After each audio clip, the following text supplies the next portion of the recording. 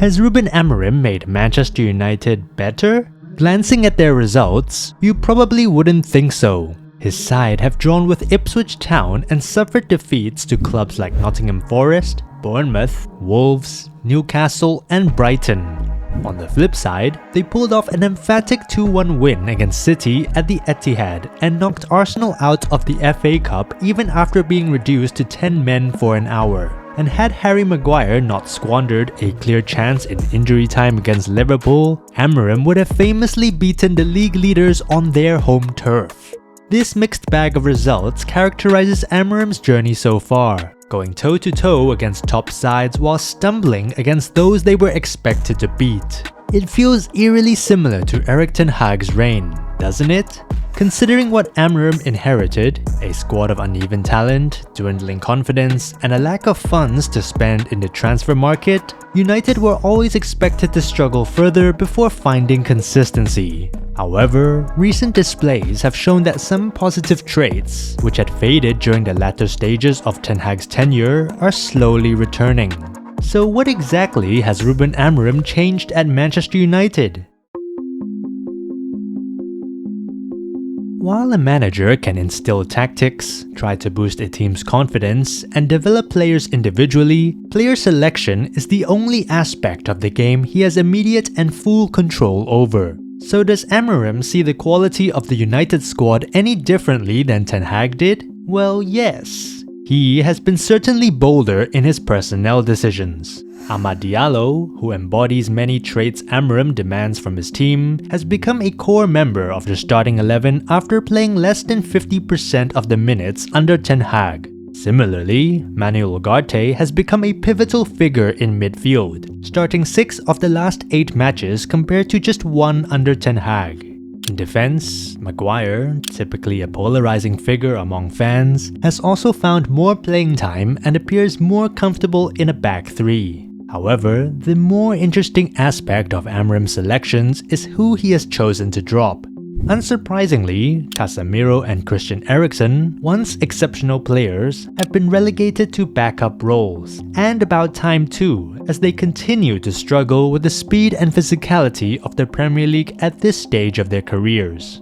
The case of Marcus Rashford, on the other hand, is particularly striking. The Englishman was previously Ten Hag's most used attacker, and, at 27 years old, should be in the prime of his career. Yet, he's not even making Amorim's matchday squad anymore following a noticeable change in his attitude during training. This decision underscores Amorim's commitment to high standards and fostering a competitive environment, where even established players must earn their place. Equally surprising is Alejandro Garnacho's limited playing time, especially since many anticipated the player to be a key figure under any new coach after emerging as one of the few bright sparks of Ten Hag's reign. By the way, if you're enjoying the video so far, subscribe so that you don't miss out on our future videos.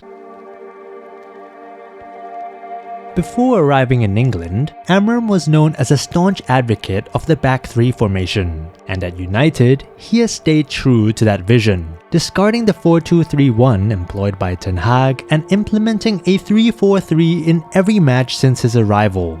Of course, formations alone don't reflect a team's actual style of play. The decade since Sir Alex Ferguson's retirement has seen a tactical tug-of-war at United, with some of their best periods coming when they've embraced chaos and played in transition. Yet, as the game evolves and more fixtures are packed into a season, it's becoming increasingly challenging to compete at the highest level without exerting greater control during matches. So, how does Amorim's United actually play? So far, slow. Really slow. In the league, United are advancing the ball up the pitch at a sluggish pace of around 0.88 meters per second, the slowest in the league, where the average is 1.23 meters per second. Under Ten Hag, they moved at a pace of 1.14 meters per second, while even Amorim Sporting, despite being the second slowest team in Portugal last season, managed a rate of 1.30, significantly faster than what we're currently seeing from United. By slowing down their movement with the ball, Amorim's team is trying to adopt a more measured approach, with frequent passing between the outside centre-backs and Onana in goal. However, this slow pace isn't by design. It often stems from their struggle to find ways to advance the ball at speed while maintaining possession, with one of those three players usually resorting to kicking the ball long when under pressure from an opposing press. This is further supported by the fact that, while United's overall possession has increased from 53 to 55% under Amorim, their final third possession has actually decreased from 55 to 50%. In attack, it's also noteworthy that United have heavily favoured attacking down the left side under Amorim, with around 47% of their attacking touches down the left third of the pitch, a significant leap from the roughly 36% under Ten Hag and Van Nistelrooy earlier this season. It's an approach that capitalizes on Bruno Fernandes's skill in build-up play, with Kobbie Mainoo and Ugarte frequently clustering on the left side for support alongside Dalot at left back. In contrast, Ahmad is often isolated on the right flank, ready to receive quick switches and use his pace to make runs in behind the opposing defense. Meanwhile, boasting just 22% of their attacking touches, the middle of the attacking third is where United attacks through the least, which is typical of a wing-back system with wider number 10s. To watch our video on how Amorim's United stacks up against Ten Hag's, click the first link in the description or the card in the top right corner. At the attacking end, United's playing style has transformed them into a team that passes more than ever but isn't taking many shots, with an average of 43 passes for every shot, which is a rate higher than every team in the league other than its two worst, Leicester and Southampton. This lack of offensive efficiency is reflected in their approach, as they're taking fewer touches in the box, playing fewer through balls, and attempting fewer pullbacks. Although they've scored more goals under Amorim than they did under Ten Hag, they have simply been relatively more clinical, as their expected goals has worsened from 1.64 under Ten Hag earlier this season to 1.16 under Amorim.